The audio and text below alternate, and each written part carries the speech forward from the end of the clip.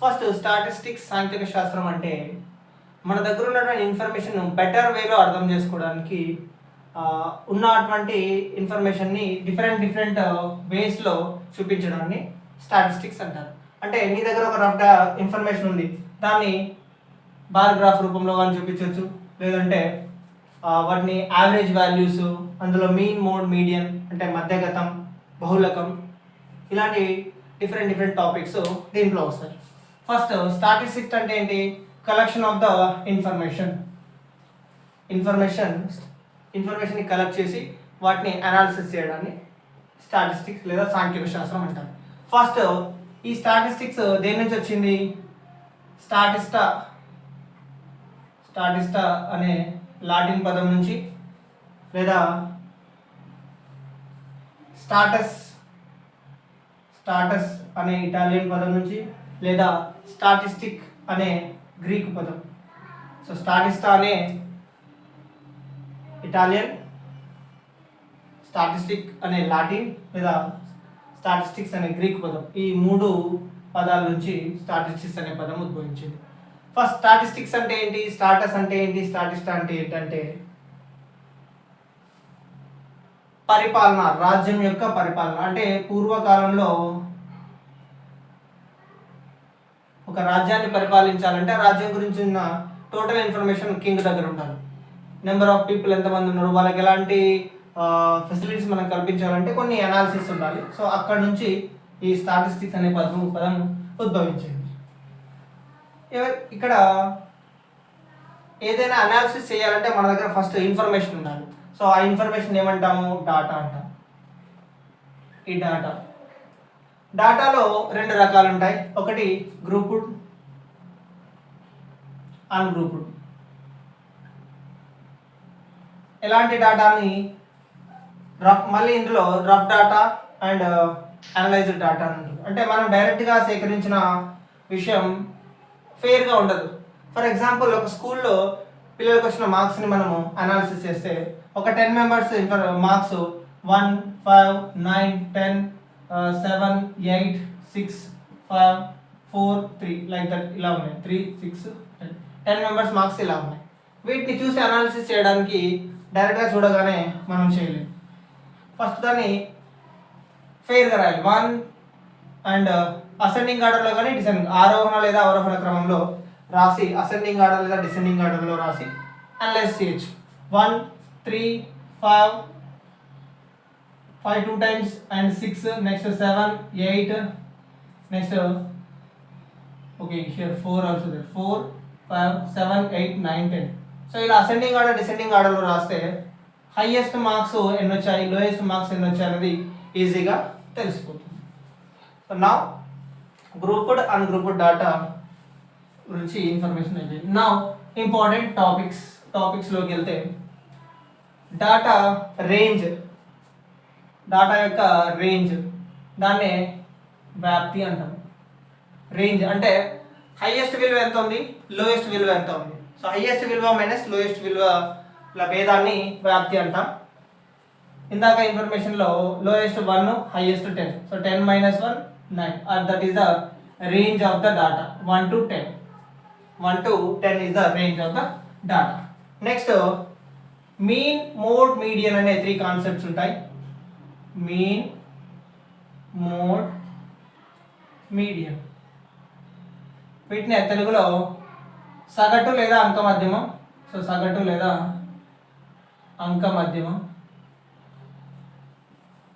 మోడ్ని బహుళకం, మీడియన్ని మధ్యగతం, వీటితో పిలుస్తారు. సగటు అంటే average, some of the observations, రాశుల మొత్తం బై రాశుల సంఖ్య,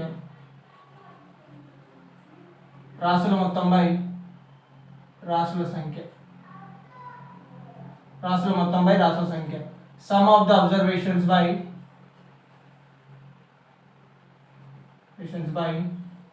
నెంబర్ ఆఫ్ అబ్జర్వేషన్స్.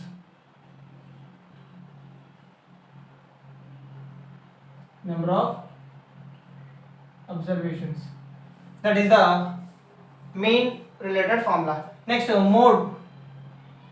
మోడ్ అంటే ఏంటంటే ఏదైతే మనకు వచ్చిన దత్తాంశంలో చాలా ఎక్కువ సార్లు రిపీట్ అయింది. ఇందాక దాంట్లో 1 3 4 5 5 ఎన్నిసార్లు వచ్చింది? 2 టైమ్స్ వచ్చింది. 6 7 8 9 10. ఇక్కడ 5 అనేది ఎక్కువ మందికి రావడం జరిగింది. సో ఏదైతే ఎక్కువ మందికి వస్తుందో దాన్ని బహుళకం అంటారు. ఈ పర్టికులర్ ఇన్ఫర్మేషన్కి బహుళకం 5.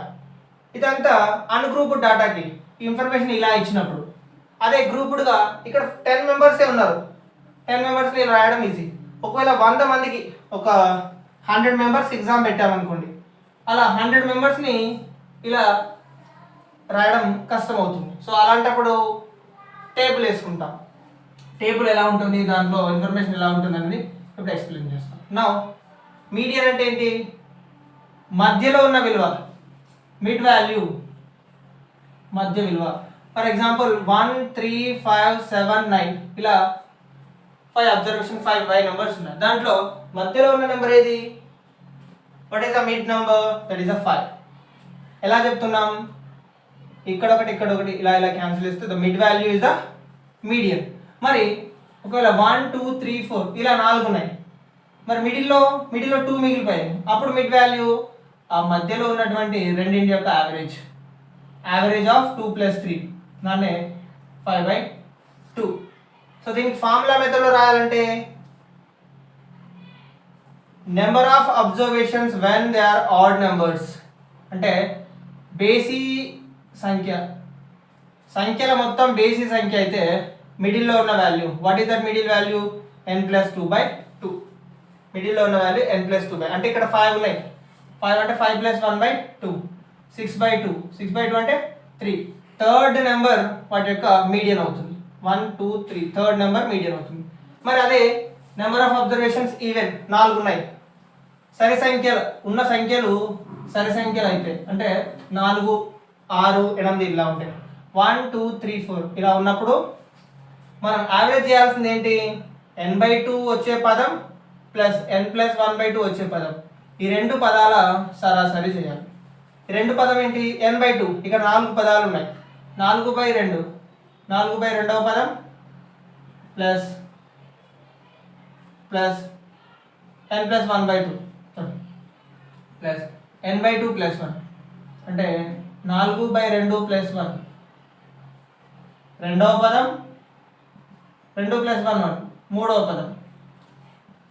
రెండవ పదం ఏంటి? 2. మూడవ పదం ఏంటి? 3. ఈ రెండింటి యావరేజ్ 2 + 3/2.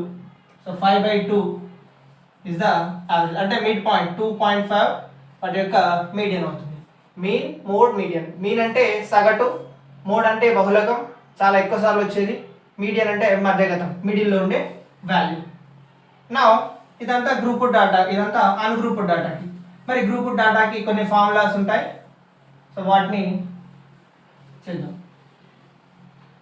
First మీన్కి formulas. మీన్ యొక్క ఫార్ములాలు ఏంటంటే మనకి సిగ్మా fx/సిగ్మా ఎఫ్. ఎఫ్ అంటే ఏంటి? పౌనపున్యం లేదా ఫ్రీక్వెన్సీ. దీని టర్మ్స్ రాసుకోండి. ఎఫ్ అంటే పౌనపున్యం, తెలుగులో అయితే పౌనపున్యం, ఇంగ్లీష్లో అయితే ఫ్రీక్వెన్సీ.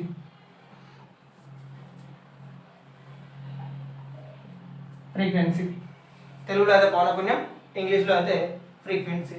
నెక్స్ట్ ఎక్స్ తరగతి మధ్య విలువ, దాన్ని ఇంగ్లీష్లో క్లాస్ మార్క్ అంటాం. సిగ్మా ఎఫ్ అంటే పౌనపున్యాల మొత్తం. దీంట్లో ఇంకొక ఫార్ములా, అదేంటి? Assumed mean. A assumed mean plus sigma F d/సిగ్మా ఎఫ్. ఇక్కడ ఏంటి? మనం ఊహించిన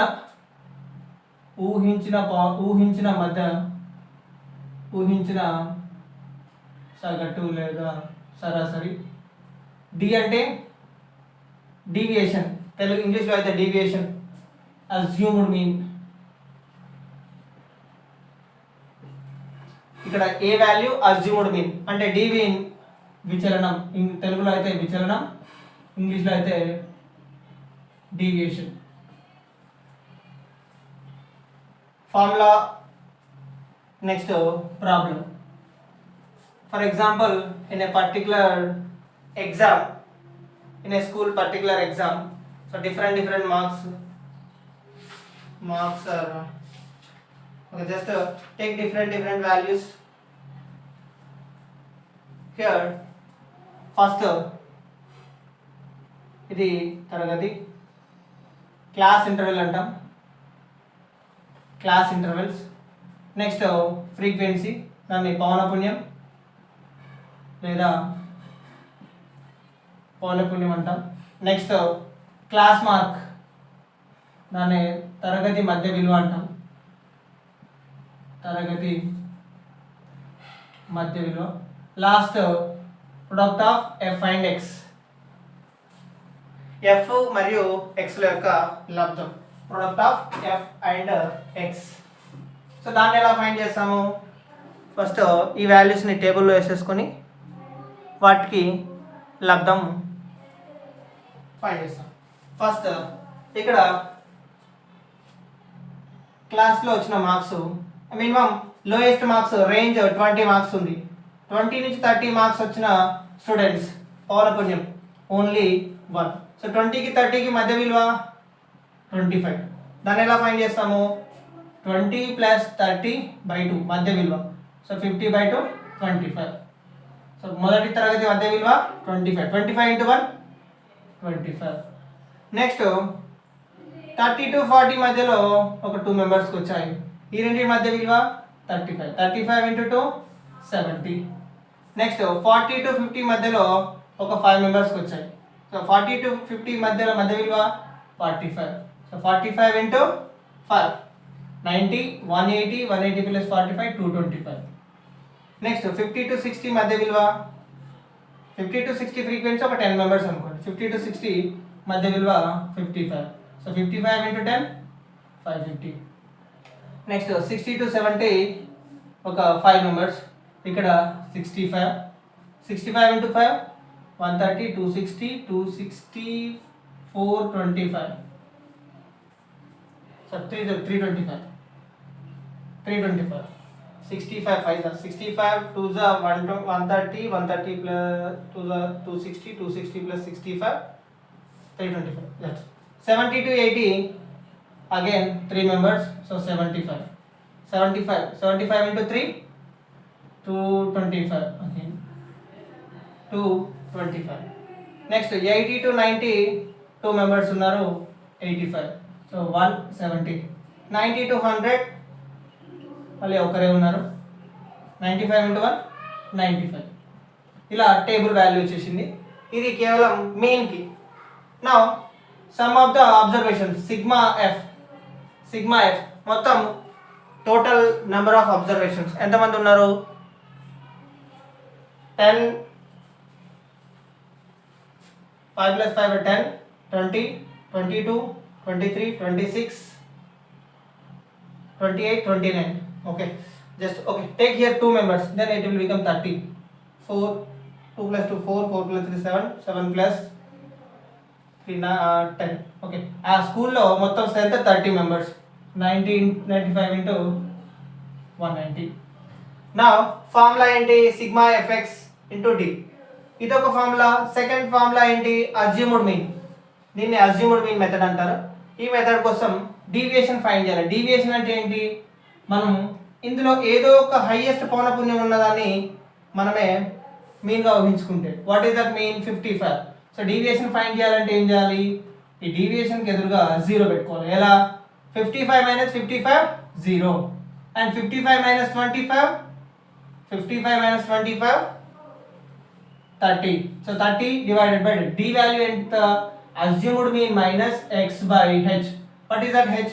Height of the class. ఇక్కడ తరగతి యొక్క ఎత్తు ఎంత? h is equals to 10. అంటే ఇక్కడ నువ్వు సాల్వ్ చేస్తే 25 - 55 by 10. So 25 - 55 -30 by 10. So -3. -3 -2 -1 0 1 2 3 4 అవే అన్నిటికీ కంటిన్యూస్గా వస్తాయి. డి వాల్యూ ఎంత వచ్చింది? -3 -3 -2 -1 0 1 2 3 4. నా ఎఫ్డి ఏ విధంగా చేసినా సేమ్ వస్తుంది. రెండు మెథడ్లు ఉన్నాయి మనకు. ఇది రెండో మెథడ్. ఇక్కడ వరకు ఇది ఒక మెథడ్. నేను ఒకటే టేబుల్లో రెండు మెథడ్స్ని ఎక్స్ప్లెయిన్ చేస్తున్నా. నా f d f into d, f value 1 into d -3, 2 into -2 -6, 5 into -1 -5, 0 into 10 0, next 5 into 1 5, 3 into 2 6, 3 into 2 sorry here 3 into 2, next 3 into 2 6, last 4 into 2 8. now add చేస్తే ఇక్కడ -6 plus 6 cancel, -5 plus 5 cancel, remaining 8 plus 6 14, 14 minus 3, 14 minus 3 11, so ఈ value 11. now first ఫార్ములాలో substitute చేస్తే sigma fx ఈ ప్లేస్లో substitute చేస్తే వీటన్నిటిని add చేయడం 5 plus 5 10 plus 5 15 plus 5 20, 9 11 18 20 22 29 31 38 40, 4 plus 2 4 plus 1 6 8 11 16 18 1800. So వాటన్నిటిని యాడ్ చేస్తే ఎంత వచ్చింది 1800. now 1800 by number of observation 30, so average 60 వచ్చింది. సో ఇదే యావరేజ్ని మన ఫార్ములాలో ఫైండ్ చేద్దాం into H. Assumed mean method ఏంటి, ఏ ప్లస్ అజ్యూమ్డ్ మీన్ ఎంత 55 ప్లస్ ఎఫ్డి వాల్యూ ఎంత వచ్చింది 11 by f value 30 into weight 5 into 1 5, 3 into 2 6, 3 into 8 okay, 8 plus 4 14 11 55. here 5 10 15 20 0 2 11 plus 7 18 20 22 okay ఇక్కడ mistake అయింది. 5 plus 5 10 plus 5 15 20 2 0, 9 plus 2 11, 11 plus 7 18 plus 2 20 22, 22 plus 5 27 plus 2 29, 29 plus 7 36 plus 2 38 only 38. now 3 plus 1 4, 4 plus 1 5 plus 2 7, 7 plus 10, 10 plus 5 15 17, 1780. ఇక్కడ exact not 60, 1780. so that is 3 5s are 15 and 59 point something. here also 0 0 cancel and 3 3s are 9, so 59 around. mean value around 59. so this is the mean related concept. next ఇదే table కి mode median అవన్నీ find చేద్దాం same table కి. ఒకసారి అన్ని formulas రాద్దాం mean mode మీడియన్కి. Next mode formula mode అనేది మనకి అది కూడా ఒక మధ్య విలువకు సంబంధించిందే. ఇక్కడ formula L plus F minus f1 by 2f minus f1 minus f2 into h. ఇక్కడ l ఏంటి, f ఏంటి, f1 ఏంటి. l అనేది ఏదైతే గరిష్ట పౌనఃపున్యం ఉంటుందో దాని యొక్క దిగ్వాహవధి అంటే f. l is equal to lower limit of median class. so here l is equal to same table నుంచి next l is equal to 50. now f ఏంటి, f1 ఏంటి, f2 ఏంటి. ఇక్కడ f1 f2 ని ఫైండ్ చేయడానికి మనం క్యుములేటివ్ ఫ్రీక్వెన్సీ అనే ఇంకొక కాన్సెప్ట్ ని యూజ్ చేస్తాం. మరి క్యుములేటివ్ ఫ్రీక్వెన్సీ అంటే ఏంటి, పౌనఃపున్యాలను ఆరోహణ అవరోహణ క్రమంలో రాస్తే మనకి తెలిసిపోతుంది. ఇక్కడ హైయెస్ట్ ఫ్రీక్వెన్సీ ఎక్కడ ఉంది, హైయెస్ట్ ఫ్రీక్వెన్సీ 10 దగ్గర ఉంది. దీన్ని f గా తీసుకుంటాం. దాని ముందు ఉన్నదాన్ని f1, దాని తర్వాత ఉన్నదాన్ని f2. Here f1 f2 also 10 5 5 అవన్నీ దీంట్లో సబ్స్టిట్యూట్ చేస్తే L value 50 plus f1 value 10 minus f value 10 minus f1 value 5 by 2f 2 into 10 20 minus f1 5 f2 5 into h value 10. So ఇక్కడ 50 plus 10 minus 5 5 by 20 minus 5 minus 10 so 20 minus 10 10 into 10 into 10. నా ఇక్కడ 10 cancel అయితే 50 plus 5 55 around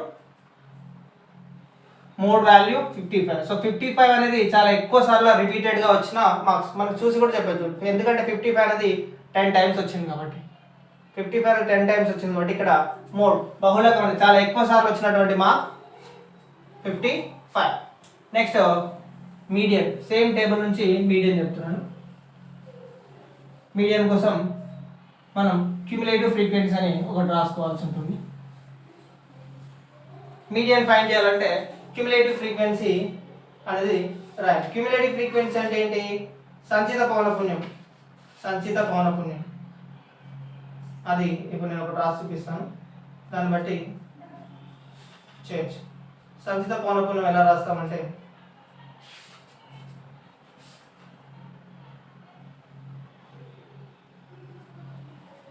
first ఇక్కడ